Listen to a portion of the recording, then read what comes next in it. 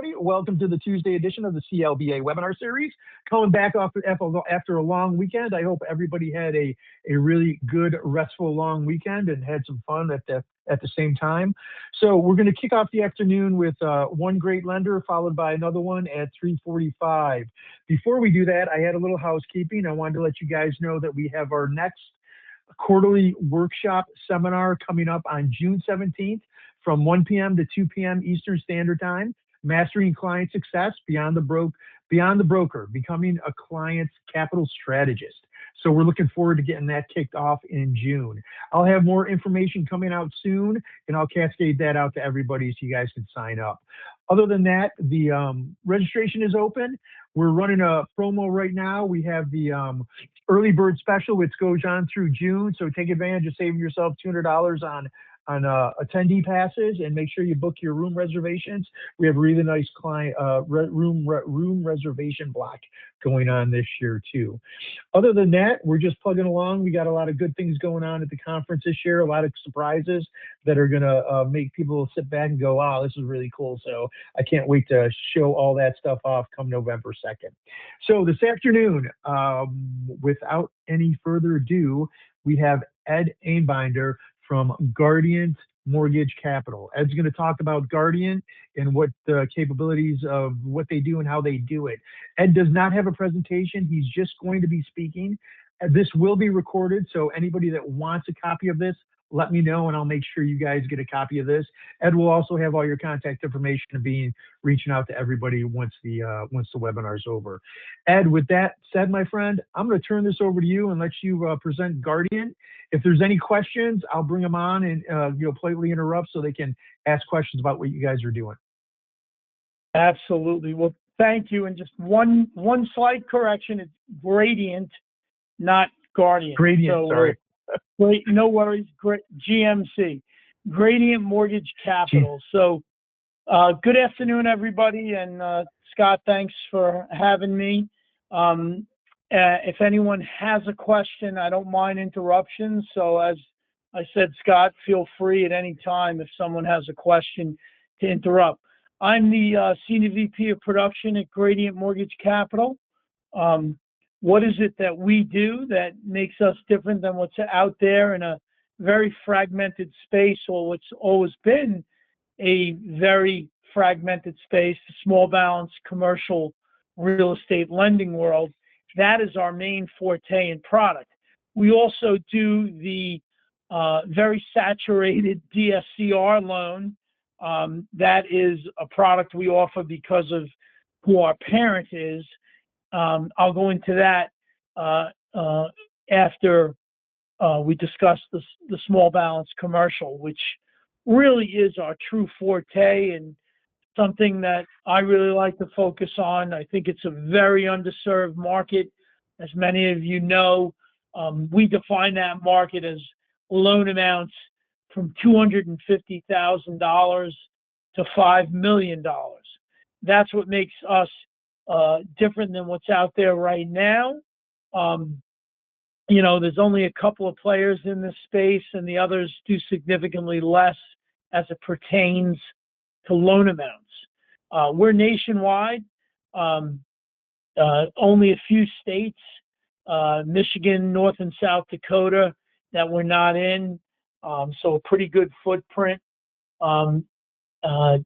We protect brokers. You're allowed to make 5% front end, back end combined, because we do pay yield spread, which is not a common occurrence on commercial real estate lending. And let me just discuss a little bit about the property types that we're interested in financing. Multifamily. So 5 units or greater. Any property, residential, 5 units or greater. Could be 5 units, could be 180 units. Mixed use. So any combination, as you'll hear many lenders today having issues with mixed use, we don't. So the ratio of commercial to mixed use is immaterial. It can be 5 apartments over 10 stores, or a 1 over 1, or, it could be something a little different. like a standalone retail store, and on the same tax parcel, we have a 2-unit or a single-family residence. So any commercial property with a residential influence, regardless of the ratio, which most people run into the issue, they need a larger residential ratio. Light industrial, warehouse, office, office space in most eyes, and particularly since COVID has been a very frowned upon asset class. Well, guess what? We go as high as 75% loan to value. I mean, good luck finding someone that wants to do an office in the first place, let alone go to 75% on one, with a minimum 1.1 DSCR, which I'll go into a little bit more shortly. Retail, self-storage facilities, mobile home parks, daycare facilities, automotive, and even restaurants. We'll do hospitality, hotel, motel. They're more of a case by case, but we definitely will entertain them in the loan amounts that I've suggested, $250K to $5 million. We do investment as well as owner occupied. On investment properties, we're looking for a minimum DSCR of 1.1, which is extremely aggressive when you look at, traditional lenders wanting, 1.3, 1.35, 1.25 on most property types, or 1.2 minimum even on multifamily. So that's pretty aggressive considering the loan to values that we're going to. And we offer a variety of interest rate products. So 5, 7, 10, and even a 30-year fixed rate. All of our loans have a choice of a 25 or 30-year AM. Most people obviously take a 30-year amortization. Okay, they're hybrid loans, so that means for that first 5, 7, 10, or 15-year period, they are fixed, and then they go to an adjustable rate mortgage after that with caps in place. We do lend in most markets, so most MSAs. I should say every MSA, which are top and standard markets, will go to 75%.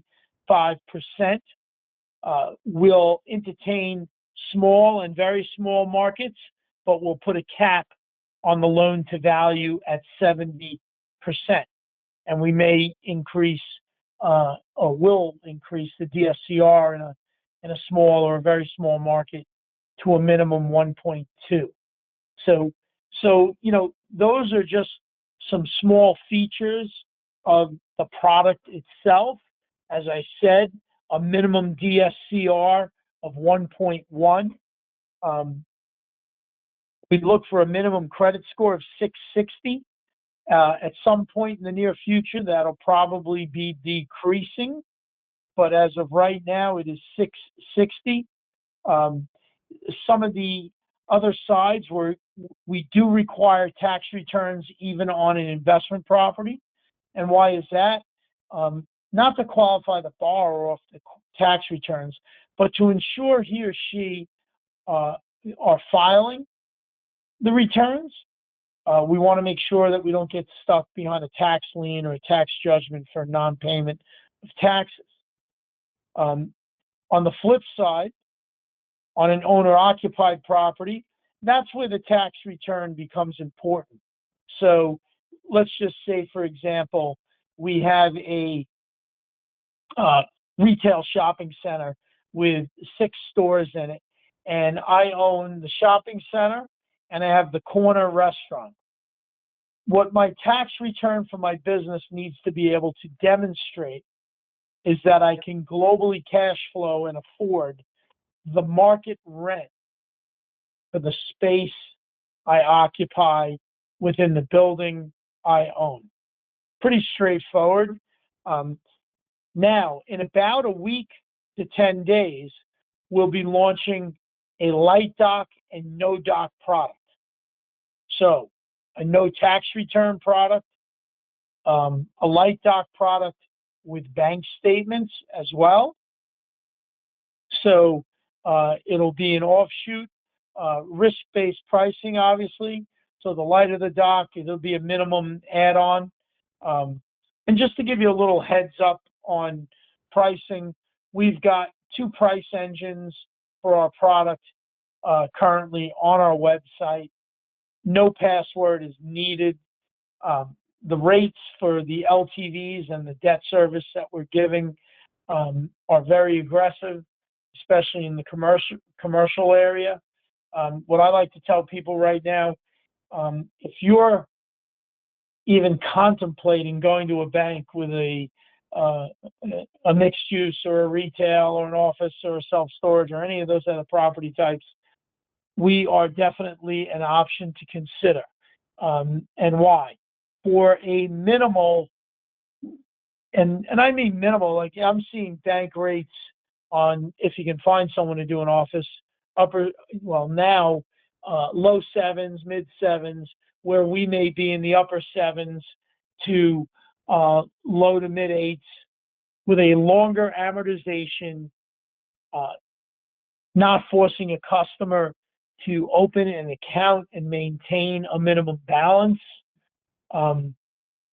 As many of the banks are doing these days, which obviously hurt a lot of deals and restrict a lot of deals. So, no annual audits like I get on my own building from M&T Bank every year. So a lot of that noise goes away as we are a non-bank lender. Our parent company, just a little who we are backed by a firm called Salutigrade, which is a major player in the securitization markets and in the DSCR space. They buy a tremendous amount of DSCR, fix and flip the RTL paper from the major originators nationwide and securitize it. So that is our parent company. So we're very strongly capital backed. We just launched the commercial program 2 months ago. What are we in? May, the year's blowing by. So really 3 months ago. And so far. So did someone have a question? Oh, okay. Yeah, there's a couple questions. Hold on. DJ, are you out there, sir? DJ, you're on self-mute. Yep, I'm here. There he is. Go ahead. Yeah, no, hey, I was just wondering on your pricing when you were saying, high 7s, low 8s, what index and spread you use?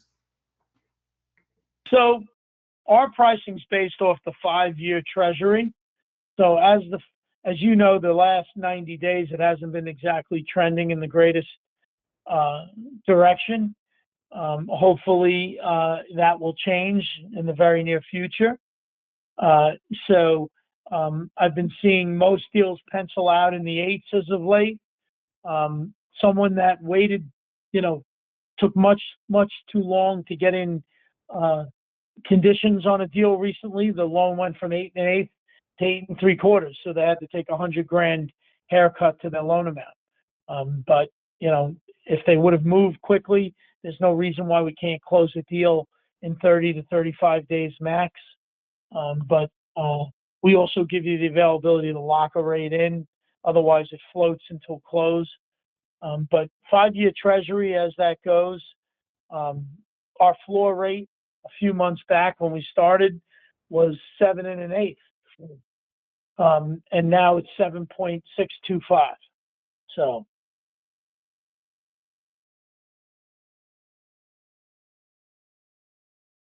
Okay, quick question. What do you guys do when it comes to mobile homes? You guys do the parks, the trailers? What do you guys do? What do you look at when you do that? So we do mobile home parks, no RV parks, but mobile home parks. They must be, nothing with a VIN number. They must be titled real estate. And we give credit for pad income only. They must have Okay. paved roads,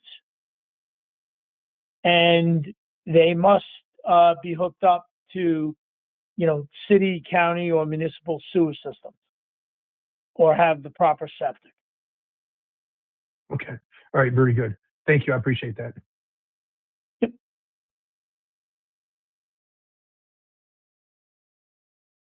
Those are the only two questions right now. Go right ahead, sir. Sure. Okay. So, and that's an asset class. I'm glad you brought that up. That is very difficult to find financing for, and especially in those smaller markets where they're very popular throughout the Southeast, the Midwest. But the key to those mobile home parks is paved roads, and that they're connected to the proper septic, as I said. But it's a great niche. On this commercial product, as I said, we go up to 2 yield spread. It's not disclosed. We do give you the opportunity to white label table fund with us. That's something where we always like someone to close a couple of loans, at least a few loans with us first, just so unless we know you really well from a previous relationship. And that's just to ensure that, hey, we're a good fit for you and you're a good fit for us, and you get used to the process. And I will tell you, with our process, it's seamless. We print all the docs. We take your logo and put it on all the docs, and you order the appraisals from a list that we give you of AMCs. So it's a pretty nice process if you're a person that's used to doing that type of business. And that's kind of the mile high view of the commercial product. I can tell you that right now, from a market perspective, we're just seeing so many deals. Obviously, as rates have been trickling upward, it hurts our DSCR. But that being said, hopefully in the near future that'll change. And as I said, that product is a 30-year AM, and you have the choice of all those different programs. So if there's not any other questions about commercial, I will skip into the second product that we offer. I had one more question for you. Larry Grant, are you out there, sir? Larry? I am. There you go. Yep. Can you hear me, Scott? Yeah. Can you hear me? Okay, great. Yeah, and pardon me, I'll ask you to pardon me ahead of time. For like 2 or 3 weeks now, when I've gotten on here, then I get booted off, not by you. I don't know if it's the internet or what's going on, but if that happens, please excuse me. So real quick, and Ed, good meeting you over the phone. Is there any restriction? I've got a client that they have an light industrial warehouse to major tenant in the Carolinas, but he wants to get cash out of that. So it's an investment property, but is there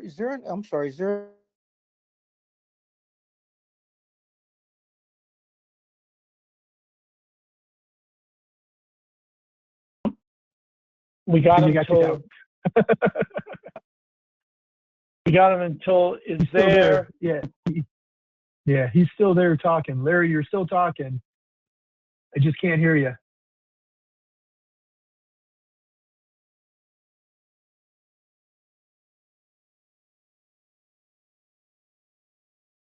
So the question he had sent over was, any restrictions on use of funds on investment light industry warehouse cash outs? No, so anytime we have cash out, regardless whether it's the DSCR product or the commercial product, remember one thing: they're always going towards business purpose. They're not going towards personal usage, like I'm not paying off my home mortgage, etc. So myself or one of my reps will always, direct you. And the first question when it is a cash out deal would always be, at least from myself and from one of my reps, would be, hey, you know what, Scott, what's the cash out for? Oh, he's paying his home mortgage off. Well, no, he's not, if you know what I mean. Hint, hint. Right. Yeah. So it's for further investment. Great. That's what it's for. 99.9% of the time, it's for further investment. And you mentioned light industrial warehouse. I'll give you the only restriction on those. We're currently limit 25,000 square feet or less. Anything above we'll look at, but it requires an exception. And we can't have any cannabis tenants in any of our commercial properties, or we don't do any cannabis-related properties. Okay. I get that a lot. You know, a couple other little niches commercially. We'll do a property that's currently 20% vacant, only 80% occupied, to whatever debt service is at. You know, aside from what I mentioned earlier about the banks and asset classes, you know, that in itself, you know, banks want 90+ occupancy minimum, and you know, stabilized for 12 to 24 months. You know, so you know, you have an office building that's 20% vacant, you're at 80% capacity, you know, leased. We'll entertain that to whatever cash flows at currently. You know, there's a lot of little things, or I should say, niches that arise with a non-bank lender that you're not going to see. And yeah, at the end of the day, you know, if you're going to be focused on an interest rate, all right, well, for a point to a point and a half higher than a traditional bank, and all that noise goes away, as I mentioned earlier, to me, it's a no-brainer. Yeah, makes sense. Hey, how about project-based financing? Is that something you guys will do? We don't do any developmental deals or ground-up construction. That's not us. We're doing cash flowing properties. Okay, perfect. That's it for the questions right now. If you want to jump into the next part of what you're going to do. Okay, great.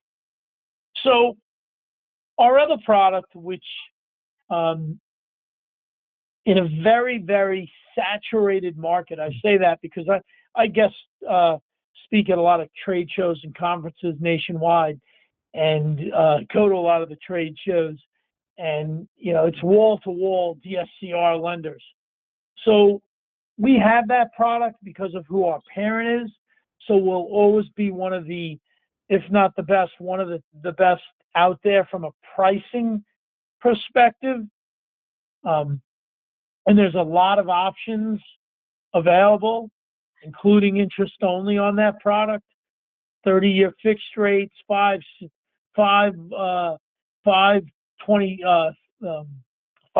fixed, 7-year fixed, and 10-year fixed as well. You know, we go to as high as 80% LTV. The minimum loan amount is $100K, but the maximum is $3.5 million. And I can tell you that it's a challenge to find lenders in the space that go over $2 million on the DSCR. I see that as being a niche of ours that we will go to 3.5. So in a saturated market, and we'll go down to a 640 minimum score, where most are at 680, 660. No short sales or deed and lose or mods in the last 2 years, and no bankruptcy or foreclosures in the last 3 years. There's no tax returns required. You can do a vacant property off of market rent. Excuse me. And we pay up to 2 yield spread on this product as well. So, you know, when you submit one of these deals, it's a very simple, quick underwrite. The first ones that we got in, we started funding this product first just to get our machine lubed up, because it's an easier underwrite. So we started these about 5 months ago, and then rolled out, as I said, the commercial in late February, early March. You know, there's no tax returns or income docs. Look for 6 months reserves. It's a loan application and the credit authorization. and it's just about every state except Vermont. Virginia is pending. No South Dakota, no Nevada, no North Dakota, no Minnesota, and no Michigan. So those 6 or 7 are a no right now, but Virginia is pending. So yes, it's a saturated space, but pricing puts us where we need to be. It's any 1 through 4 unit residential property. Short-term rentals are allowed, VRBO, Airbnb, and we'll even portfolio loan. We'll even do portfolios. So I believe it's up to 15 million per borrower. And then after 3 months, we could come back and do another 15 million, 10 to 15 million for the same borrower.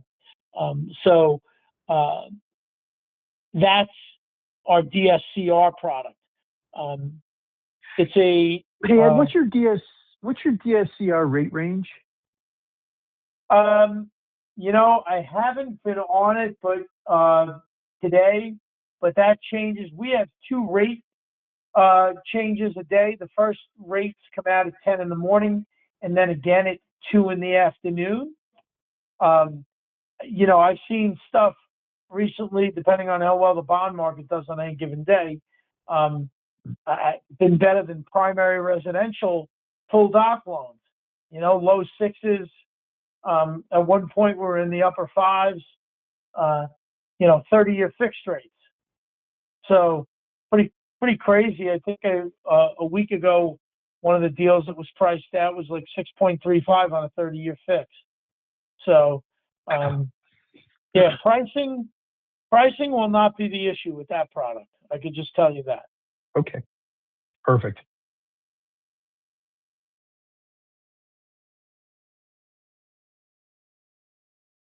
That's all the questions so far. Okay. So, to give everybody a heads up on the process, it's pretty straightforward.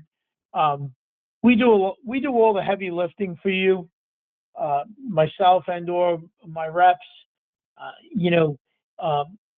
We like to submit, and it's a little different than any place I've been at previously in the sense that we submit a deal. We issue a conditional loan approval. It's not just an LOI. So when we send out that conditional loan approval on your commercial deal, that means we want to fund this loan subject to the appraisal. So we've already done background searches, pulled credit, all on our time and dime, without taking a penny from you, from your borrower. That's us, right?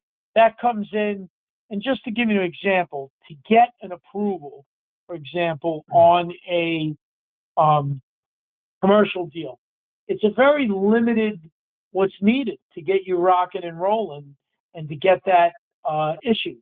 So, for example, if you were submitting to me a investment property for a retail strip center, our application signed, it comes with the credit authorization attached. That's signed as well. We're pulling credit. We're taking that cost, etc.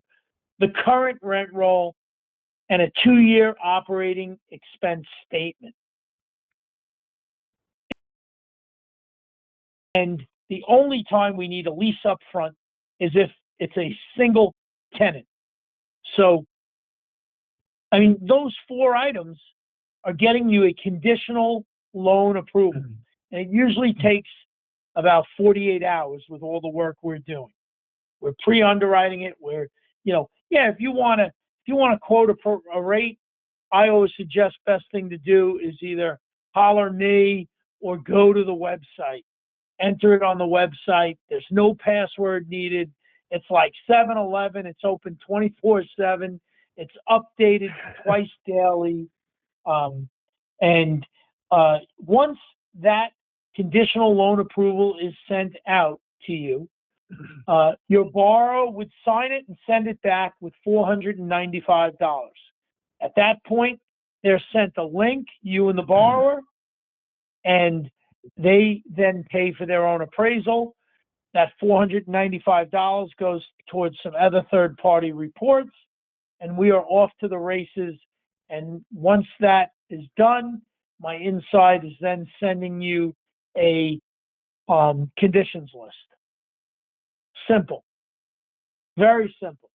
Now, if it's a purchase, add the contract. If it's owner-occupied, add the return for the business that occupies the space. We are a great, a lot of SBA borrowers like to get out of those SBA loans because they lien their personal residence. I know from my own SBA loan, couldn't wait to do that and save myself $9,000 a month on the payment as well. We take a lot of people out of SBA loans. And if you're submitting an owner-occupied deal to us, give us the same checklist and add the most recent business tax return so that we can assure that the property cash flows, that the business can demonstrate the ability to afford the market rent for the space they occupy in their building. Pretty simple. And, that's all our heavy lifting on our time and dime. So a lot done up front to save you and the borrower time and money. And on a DSCR loan, all I need is the loan app signed with the credit authorization, and you're done. It's straightforward. Those come out in 4 hours. That's our service agreement on that, that we get those out within 4 hours of submission. It's been a little busy of late, so it's been same day, but normally it should be 4 hours. And I tell you, 48 hours on the commercial approval. That's the process in a nutshell. Perfect. Hey, I got some questions for you if you're okay with that. Absolutely. Fire away. Donna, how are you? Hi, Scott. Floor's How are all you? yours. Oh, great. I'm well, Thank you. thank Hi, you. Ed. How are you? Good, Donna. Nice. Good. It's just a quick question. Do you guys allow, say, foreign borrowers, whether they're investors that live out of the country or, investors that are foreign investors that live in the U.S.? So great question. Unfortunately, no foreign nationals, must be a U.S. citizen or have a green card. Okay. What if there's two partners and one is a U.S. citizen and the other partner is not a U.S. citizen but does live in the U.S., does not have a green card, has working visa? Are they able to? Go ahead. Hopefully, the majority partner, 51% plus, who's going to sign on the deal, is the U.S. citizen. Okay, perfect. So, Right. yeah, and we can always discuss that at length on the side on how to structure that. Perfect, because I have a borrower that comes to me that's their setup. Perfect. I'll be in touch with you, Ed. Thank you. You got it. Thank you. Thanks, Donna. Hey, DJ, are you out there? I know you had another question. Yes, Ed, wondering what the loan origination fees are on the lender side for both the commercial and DCR. Yep, great question. So we charge 0.75 at close. So we take nothing upfront other than the $495 at time of the signed LOI. So we're on the same, we have the same initiative as the broker and borrower to get the loan closed. And on DSCR, we just have a flat $1,900 fee. Okay, and what about prepays? So we offer a variety of options. No prepay, 5, 4, 3, 2, 1 on commercial, 3, 2, 1, 5. There are about 8 different options. 5-year lockout, you know, Okay. 10-year, a whole bunch of options. Most people take the 5, 4, 3, 2, 1 step down. Seems to be the best priced one.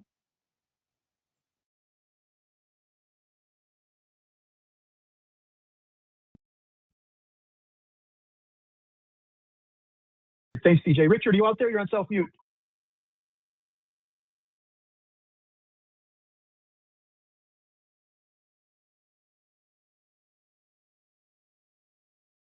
Oh, Richard? Oh. So his question is, do they need a broker license to submit deals to get paid? You do not. Absolutely not. We, Perfect. the only state, we do loans in California and Arizona. Those are the only two weird states where the broker needs to be licensed in those states to do a deal there. Other than that, you do not need a license to do any of these business purpose loans that as we call them, in any of the states that we lend in. All right. Perfect. That was it for the 3 questions. If you have anything you want to finish up with. Sure. So at the end of the day, first of all, thanks for having me, Scott. We're new to we're new as a company, but we're not new. I'm doing this 30 years. You know, we're obviously hit those bumps in the road, growing pains, but we're working through it. I will tell you, I am very adamant about service and response. So, you know, you have my contact information, or Scott will get it out to you. I would advise all of you to reach out. I am really a stickler on that. I don't care if it's 7 days a week. If I'm not out fishing or coaching football, I'm available to help you. And if I miss your call, I'll always get back to you. And I kind of press my reps to be the same exact way. I appreciate any business. I think you'll be happy in the long run when you see what we're offering, especially when these new products that allow you to go light and no dock on a commercial basis come out. Excellent. Thank you. Well, again, thank you, Ed. Scott. I appreciate you spending the afternoon with us. And I'll make sure I get all your contact information out to everybody also. And as I mentioned, you'll get contact information for everybody who was on the phone today too. Yep, and we'll obviously we'll be an exhibitor at the show in November, and we'll be there. Excellent. Thank you, sir. Speak soon. Bye-bye. Thanks, everybody. Bye-bye. Take care. All right, everybody, we are ready with our next presentation on deck. Brock Baker, Baker Garrington. Brock, are you out there, sir? There he is. I sure am. Good afternoon, Scott. Great. I am going to flip the screen over to you. I know you're going to do a nice marketing presentation today, which I'm looking forward to. So hold on for 1 second. You should be getting a notification anytime.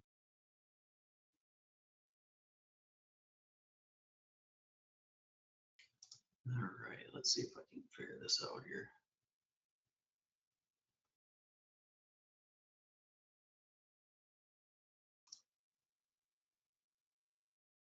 You see your home screen.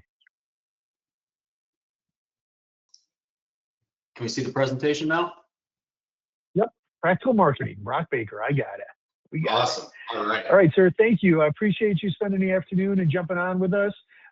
If there's any questions, I'll just politely interrupt unless you want me to hold them to the end and have them come and speak with you directly. Other than that, I'm going to turn this over to you and put my phone on mute. Just let me know if you need anything. All right, that sounds great. I appreciate it as always, Scott. And feel free to interrupt at any time with any questions that come in. I'm happy to answer those as I kind of go along. Big thank you to Scott and the CLBA as always. I am Brock Baker with the Garrington Group of Companies and Baker Garrington Capital. We have been a sponsor with the CLBA for a couple of years now. Really enjoy the webinars, the conference as a whole. Really looking forward to continuing that relationship this year and hopefully meeting everyone at the conference again here in November. So big thank you to everyone for attending today. You know, we did a similar breakout session at the conference last year. Becca Ripley from South Star and I, really just covering the basics of marketing. And I didn't want to get too into the weeds because you can make marketing very, very complex if you allow yourself to. However, you can also keep it very, very simple and straightforward and be very effective, which is what we generally do. So with my responsibility with the Garrington Group of Companies is primarily handling the marketing efforts and initiatives for Baker Garrington, TallyPay, and On the Go Fuel.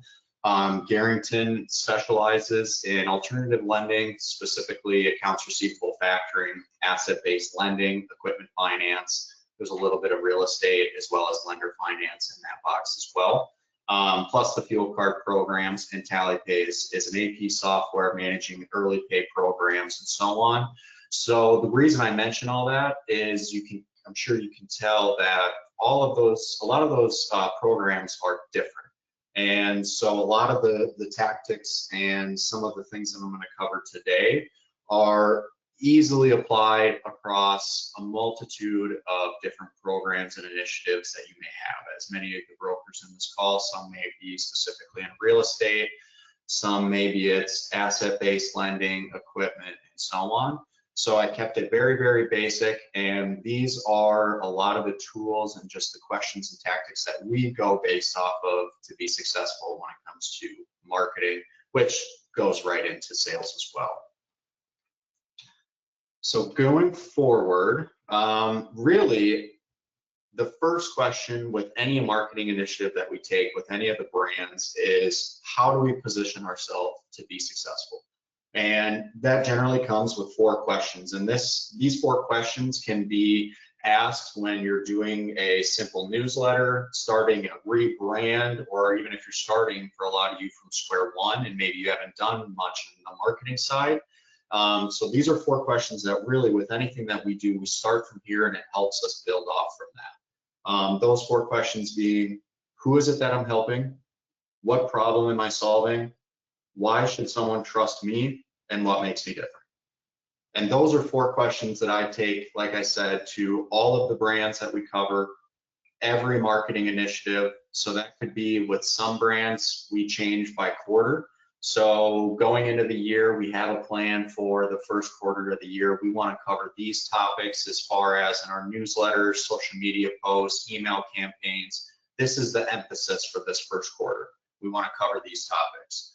And then we ask ourselves, who are we helping by covering these topics? What problems are we solving? Why someone can trust us and our programs to help solve those problems? And what is, of course, like I said, the differentiator between us and other competition? So to break off of that then, how do you identify those questions? How are you actually answering them, and then going forward and making a marketing plan that is effective and time efficient and simple for yourself? And really what we do, and this goes down to that clear messaging wins. It's consistent, clear messaging that is on brand and authentic to who you are, who your company is. And whether someone comes across your LinkedIn page and sees your company post or your personal post, or they have an intro call with you and a potential borrower, that messaging being clear and consistent across all of that collateral is huge. If you have a prospect who stumbles across maybe your website and you're talking about how you can offer them account receivable factoring, just for example, since it's a program that we have.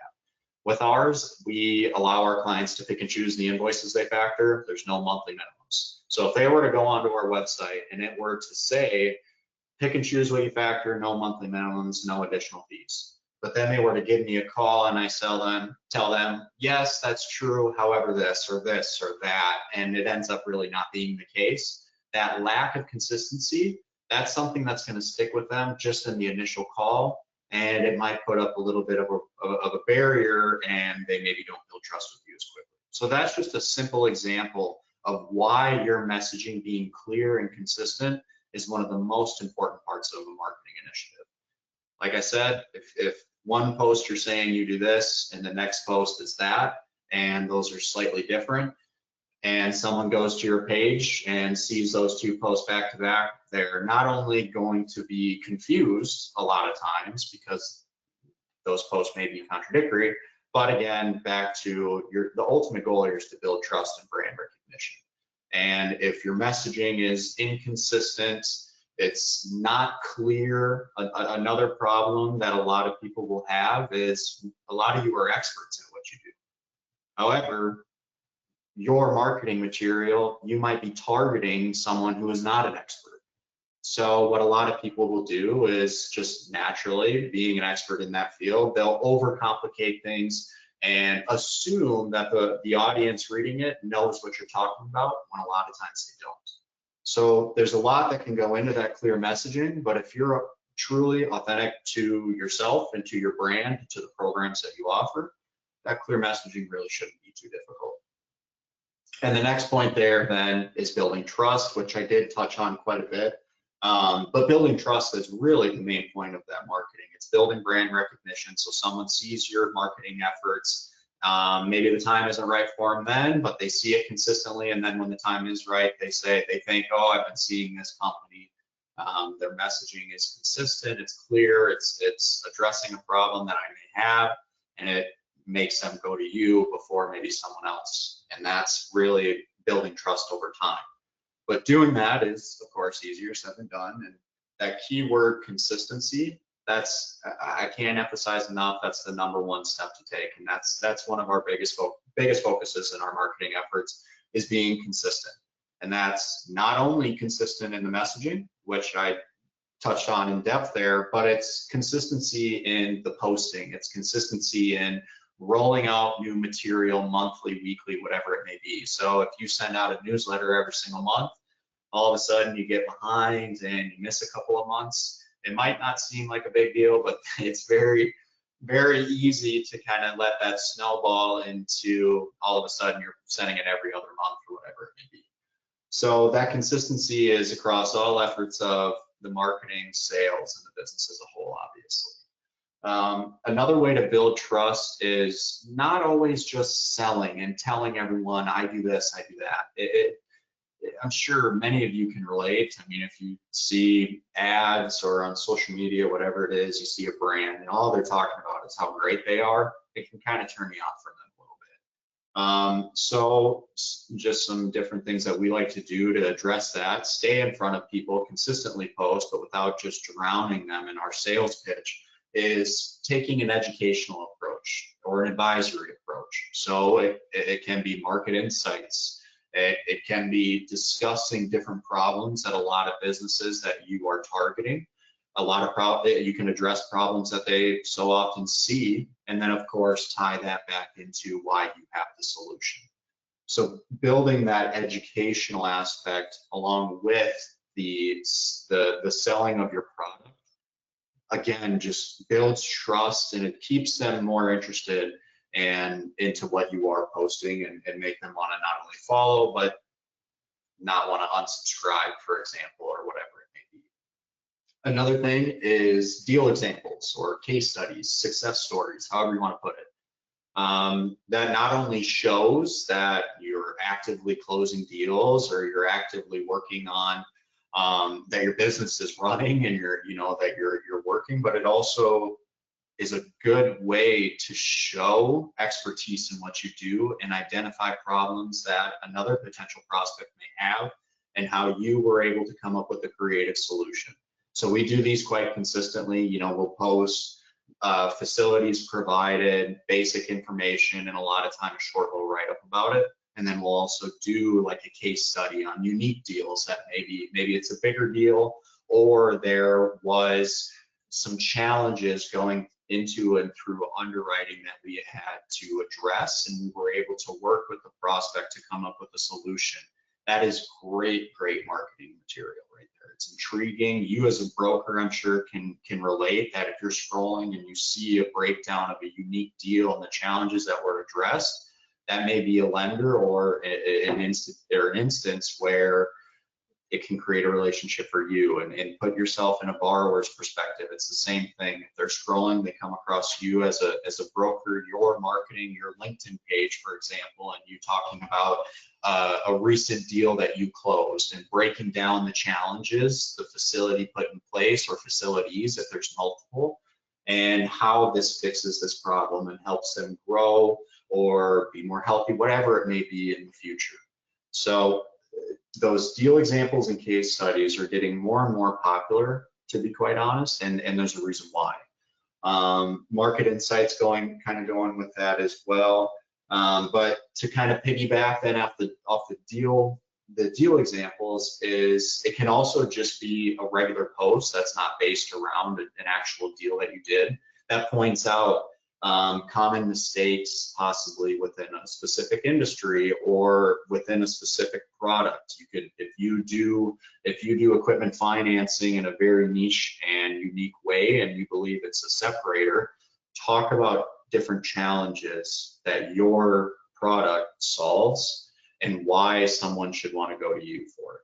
So those are just a handful of ways that you can build trust within your marketing, and have a clear message and consistent message for as well. So I'm going to move on here to the next slide, which is really, how do you actually implement this then? You know, we talked about having clear messaging, building trust, some of the different types of content that you may have.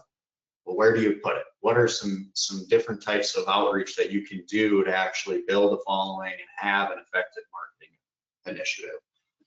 So some really basics, you know, a lot of you I'm sure are on LinkedIn. LinkedIn is a great tool that can be used in a multitude of ways. You can have a company page or a personal page, depending on how you market yourself and your business. And that can basically be that trust platform that people go to read up on some of the marketing materials that we could discuss. You can post your case studies. You can build a newsletter and post it into LinkedIn. You can post educational content, and so on. So LinkedIn's a great tool. Other social media platforms can be very effective as well, depending on your market. You know, for us, we do a lot of lending in oil and gas and transportation, for example, which a lot of business owners in those industries still utilize Facebook very heavily. So we do a lot of marketing on Facebook.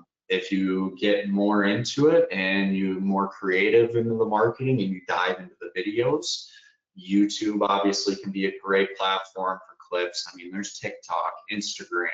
You'd be surprised that, I mean, I've had people that have come to us and said, I saw your little YouTube clip, which could be posted on Instagram or TikTok as well. I mean, you'll come across people on all these different platforms. You just have to be able to sit down and identify, okay, who is my target market and what platforms are those people using? And then go and post on those consistently. Hey, Brock, I had a question for you, sir, if you're okay with that. Absolutely. Michael, are you out there, sir? You're on self-mute. Yeah, can you hear me, Brock? I got you loud and clear. Hey, thanks for presenting today. What marketing tips do you have when a new broker doesn't have successes yet to promote? Like, what should we be promoting and focusing on in its place? No, that's a great question, because you're trying to continue to build that brand and build trust, but maybe you don't have a long history or deals that you can go out there to build that, right? So that's where I would go back into, yes, you're going to do some marketing content about what your products are, and you're going to be able to sell those products in some of your marketing collateral. I would also recommend that's where you take that educational standpoint. So identify what problems are you solving. You know, you're a broker offering whatever products it may be. Why should they come to you? What makes you different? And that's where you take that advisory standpoint of, you know, I help address these issues and I do it in this way. And you can go off of that and expand into whether it's I'm available 24/7, I'm always going to answer the phone. Communication and trust and building a relationship is the most important thing to me. Like, that's one avenue you can go, for an example, where you can kind of base your marketing around that message. So that's one example. Another thing that I would do that we really like to hit on outside of the case studies and the recent fundings are the newsletters and the blogs, the email campaigns, and we really make those specific to who our target market is. So for example, every single month we send out a prospect email drip. So we have our prospect pipeline. We break it down by industry. So let's say we have for factoring pipeline, we have these staffing companies, then we have these oil and gas companies, the trucking ones, whatever it is. We'll create just a really short personal message to send via email to all the staffing ones. And it might be something relevant to that's going on in the market, something that, like a problem that we're seeing a lot in staffing prospects and how we're addressing it. That you can really get very, very specific and make it complicated. But to make it simple, I would just start from that square one, build your brand, identify the problems that you help address, and just consistently put that out there. And then you can build off of that. Obviously, as you do close deals, you can use those case studies and just kind of build off of it. And it really, I remember when we rebranded a few years ago, and I remember the first few months, it felt so hard just to get anything out there. It felt hard coming up with content ideas. It felt hard to get engagement and impressions on that content. But the more that you do it, you kind of come up with little topics that branch off of other topics you've already used. And it truly gets easier and easier and easier to come up with that content. So that's a great question. I hope that answers it for you. If not, like I said, at the end of this, I will have my contact information on the last slide, and I'm always happy to have an additional call with anyone on this as well about that and answer any further questions that they may have. Excellent. Thank you. You bet. Scott, were there any other questions right now? That's it, Brock, go right ahead. Excellent. So to kind of get back to the outreach, and I actually touched on a little bit there answering that question, beyond the social media platforms, the LinkedIns, the YouTubes, we do love doing the newsletters, blogs, and email outreach as well. So a lot of the times when you're meeting all these prospects, hopefully you're saving their contact information and you're building a pipeline. And you can organize that pipeline however you would like, by industry, company size, location, a million other things as well. But what we love to do is we have a monthly newsletter that goes to everyone. And that's very basic. What is Baker Harrington? What is Garrington up to? What conferences are we going to? Maybe this happened in the market in oil and gas, and we're going to talk about this. The newsletter will talk about our programs, contact information. It has like some brochures and selling information on it, but it's just a typical newsletter. They're really, really easy to build. It's easy to use different tools like AI to help you write them out and help you organize it in a way that's going to be effective. And then you have that format and you just go back and you put a new article in it each month and send it out. That's one great tool that you can do. And you can also, like I mentioned, you can post and create that newsletter on LinkedIn as well.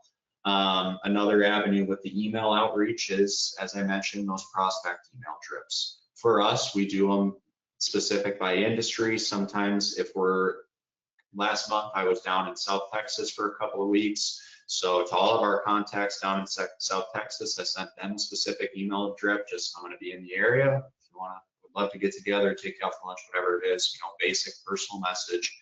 And then there's tools that will automatically put in whoever's name and populate it for you. So those email drips are another great tool to use in addition to the newsletter and the social media platforms. Another thing that I would mention that everyone in this call should do is have marketing collateral on hand ready for you to send to prospects. So if you're a broker who specializes in real estate, have just a very simple, clean one-page brochure with your company or personal name and contact info, and just state what it is that you do. State that you work on these types of specific real estate deals. here is, you know, a quick little bit of information about your company. It can be doctored up to look really just, you know, pleasant to the eye, pop color wise, whatever it is, but have those simple one pagers on hand. For if you do a call with a prospect, being able to send a follow-up email, thanking them for their time, and however it is that you're moving forward, and being able to throw on those program one pagers that are relevant to whatever conversation you had is huge. And that's just another way to build trust, as well as those one pagers and that collateral can be posted on different social media platforms as well. So that's another tool or just another way that you can build trust, just build a professional, trusting look about your company as well is that marketing collateral and one pagers. One other thing that I'll mention before I dive into the SEO and the AIO a little bit is a website. And I don't necessarily believe everyone has to have a website. I don't think for your business to succeed, you have to have a website. However, I do feel even a simple landing page goes a long way. And it does tie into this SEO a little bit that I'll dive into. But a website landing page across, when it comes to all of the other marketing that we have discussed so far, at the end of everything, you can put that website link. And that sends them to that landing page, and that is your ultimate closer as far as that page has everything that you do, all your contact information, and that's where you're trying to send everyone from your marketing collateral to ultimately, of course, fill out a contact form, an application, give you a call, whatever it is. So that's why a lot of people, you'll hear that you have to have a website, you have to have a landing page. Again, I don't necessarily think you have a 0% chance of succeeding with that one. However, there are reasons, as you can imagine, why it's very important and effective, and that just having that landing page to send everyone to from your already published marketing collateral, it just goes another step into building trust, but also that's your call to action for them to, like I said, fill out that contact form, fill out an application, give you a call, whatever it may be. And that then ties right into SEO, which I'm sure many of you have heard of SEO, maybe you have no idea what it means. It stands for search engine optimization, and ultimately the simplest way I can put it is when you go onto Google, and again, I'm just going to use factoring as an example because it's a lot of what we do. Go into Google and search accounts receivable factoring. Then you have obviously all these different links and businesses that come up. What SEO ultimately does and grades is how high up that list your company and your page is. So if you have a very, very strong, healthy SEO background in your website and your marketing and your LinkedIn, your social media, Google pulls from all those different platforms to identify how strong or relevant your page is to that search. So obviously, if you're a broker doing accounts receivable factoring, you want your page to be at the top of that list. So how do you build it? How do you build your SEO strength as far as your website and your social media and just your brand in general? And it comes back to that consistency. Posting consistently on a website, on LinkedIn, on YouTube, on other platforms, that is how you build up that strength in SEO. So if you build a landing page and you have it done and a year goes by and you never do anything else with it, odds are that SEO strength is not really going to be there. Now, if the same person builds that landing page and once a month they upload a blog onto it, maybe every couple months they update some of the information on it, maybe they post a case study to it every now and then. They also post on LinkedIn from time and time again. They post videos on YouTube. That person is going to come up, and that company is going to come up significantly higher on that search engine, whether it's Google or Bing or Yahoo. That is ultimately how you build strength for your website and for that search engine optimization.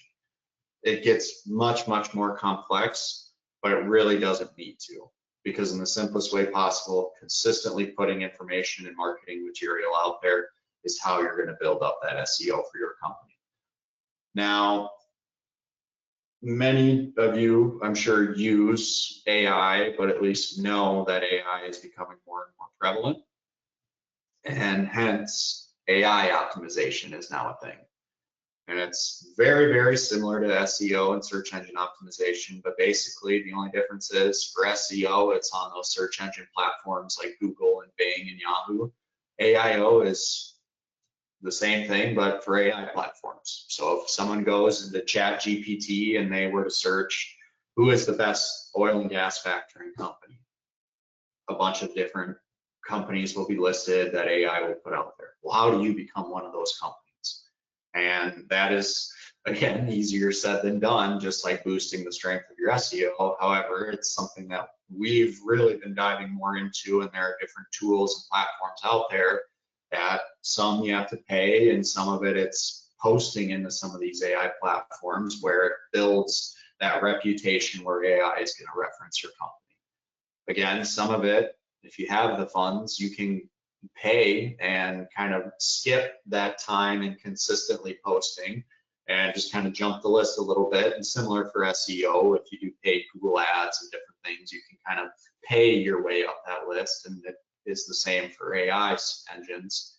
However, at the end of the day, even if you're paying your way up, you're having to post content along with that payment.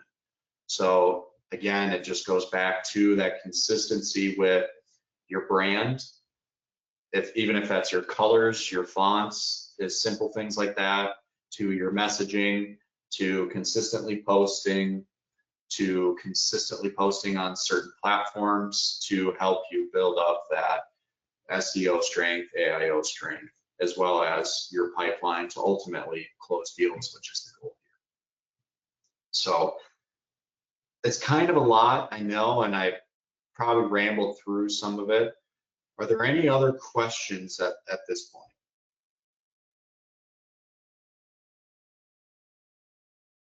I don't have anything on the board right now. Guys, since we got Brock, feel free to throw some questions up and I'll bring you on to speak to them directly. Sounds great, Scott. Thank you. Well, I honestly, I didn't have too much more as far as the presentation goes. Okay. You know, this marketing, as I've said multiple times today, it can be very, very complex. You can go down the road of videos, blogs, newsletters, email campaigns. You know, you have to build a brand and color. It can seem complex, but if you just start simple and consistently post, even if it's just starting with a newsletter, you got to sit down and say, every month I'm going to use this newsletter and I'm going to cover these topics, and I'm going to position myself as an industry expert for this. That then can snowball into, now I'm going to add a website and I'm going to post a blog monthly on that along with my newsletter. And then I'm going to go to LinkedIn and I'm going to add these topics. And it doesn't have to be too much. It can be very basic and standard things, but at the end of the day, you're trying to build a brand and build that brand recognition. So if you come across someone and they may be relevant to what you do, they might not need you then, but down the road, they're consistently seeing your marketing efforts, and all of a sudden the time is right. You want to be the first person that comes to mind for them to reach out to and give a call. And consistently posting on different platforms, and identifying that the more that you post different content that is consistent with your message, the more you're going to go up those search engines, the more you're going to go up those AI engines, as well as the more trust that you're going to build with your audience. So that's all. Brock, I do have another question for you. Okay. Hold on for a second, make sure I read this correctly. Are there any best practices when it comes to AIO? There are. You know, we're really diving more and more into it. The last month and a half, I would say, I've been doing a lot of research into different platforms. How do you become one of those companies that come up when someone goes in AI and searches best factoring company? And I don't I don't have the perfect answer because it's so new. Like with SEO, for example, really everyone goes on the same practice that the more you post, the more content you put on your website and on different platforms, along with doing some paid ads, if you would like, is going to boost your search engine optimization, right? It's going to put you up on the list of those search engines, Google, Yahoo. AI, from what I am finding, a lot of it comes down to there's different platforms that you can find if you just Google boost AI optimization. You're going to find a handful of different websites and platforms, which is going to come down to how much are you willing to pay and how long, if you're trying to boost your website, how long has that website been around? How strong is that SEO for that website? How much content have you put into it, paired with how much are you willing to pay? And that is a lot of what we have found so far with the AIO. And again, a lot of that is because it's so new and it's changing on the daily. You see my contact info there. If it's something that you're curious on getting more specific on what platforms, give me a call, text, or email anytime. I could send over some screenshots of some of them that we have used and kind of some of the pricing that we found. And I'd be happy to kind of get a little bit more in depth on that. But ultimately, a lot of it does tie back to that SEO a little bit and how much you're posting and how much different content you're putting out there on how many different platforms. But again, a lot of what we're finding is how much you're willing to pay.